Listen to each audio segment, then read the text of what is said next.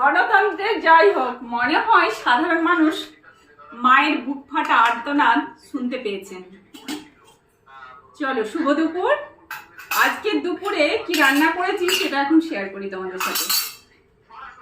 আজকের দুপুরে মেনুতে কি আছে দেখো, গরম ভাত, রোজকার মতোই নিচ্ছি সেই ছোট পেঁয়াজ, স্যালাড নিচ্ছি, তার সাথে রোজকার মতোই একটু করে স্যালাড। যে কোনো মেনুতেই দুপুরে বা রাত্রের যে কোনো মানে সময় আর কি স্যালাডটা খুব ভালো লাগে খেতে। তো নিচ্ছি পোস্তর বড়া এক পিস করে বানিয়েছি, শুক্তো বানিয়েছি। আজকে একটু সমস্ত রকমের সবজি দিয়ে একটু শুক্তো করলাম, বড়ি দিয়েছি।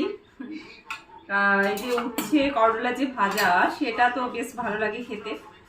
নামানোর মানে একটু আগে দিয়েছি তেলে ভাজা বড়ি আর পোস্তটা, এই করলাটা ভীষণ ভালো লাগে খেতে এভাবে রান্না করলে।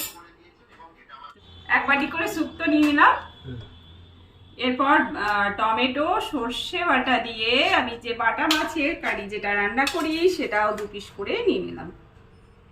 এই দেখো, উপর থেকে একটু ধনেপাতা ছড়িয়ে দিয়েছি, দারুণ লাগে খেতে।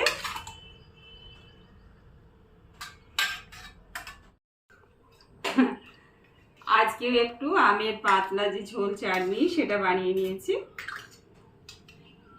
তো চলো, আজকের দুপুরের মেনু এইটুকুই ছিল। তোমাদের দুপুরের মেনু কি অবশ্যই কমেন্টে জানিও। আর চলো খাওয়া শুরু করি।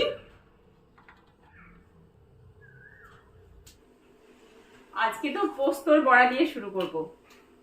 আজ কোনো তেতো আইটেম নেই। চলো খাওয়া শুরু করলাম। টাটা।